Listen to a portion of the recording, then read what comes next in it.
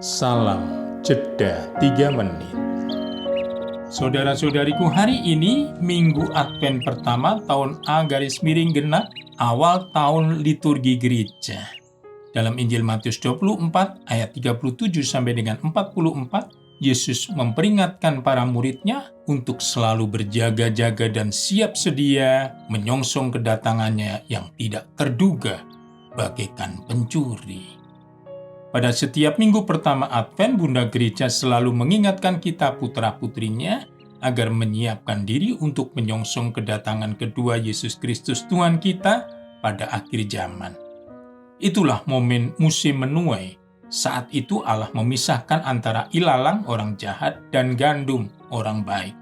Orang jahat akan diikat berberkas-berkas dan dilemparkannya ke dalam api. Namun orang baik akan dimasukkan ke dalam lumbung surga abadi.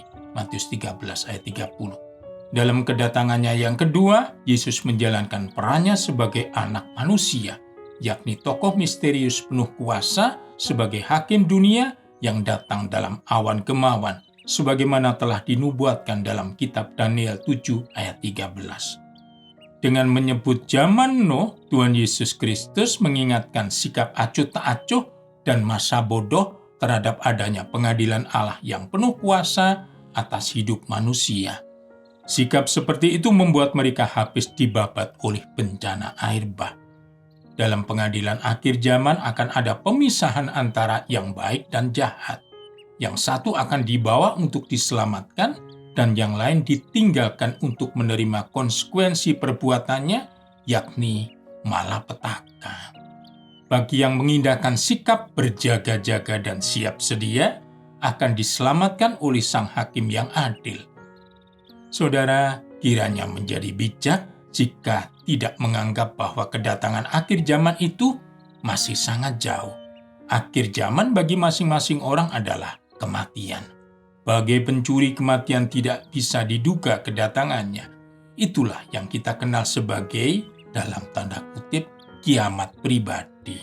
Sebagai orang beriman, kita tidak perlu takut akan kedatangan Tuhan Yesus Kristus yang menguasai hidup dan mati kita. Dalam liturgi anamnesis, gereja mengajarkan bahwa kita justru harus merindukannya. Sebab Tuhan Yesus Kristus adalah tujuan hidup kita. Tuhan Yesus datang setelah menyiapkan tempat bagi kita dalam rumah Bapa. Yohanes 14 ayat 2. Bagaimana berjaga-jaga yang baik? Banyak cara yang bisa kita tempuh. Namun berjaga-jaga yang paling baik adalah menjadikan hukum kasih benar-benar nyata. Ketika aku telanjang, kamu memberi aku pakaian. Ketika aku sakit, kalian melawat aku. Ketika aku di dalam penjara, kalian mengunjungi aku. Matius 25 ayat 36. Kita tahu persis maksud perintah tersebut. Berkat Tuhan dan salam jeda 3 menit.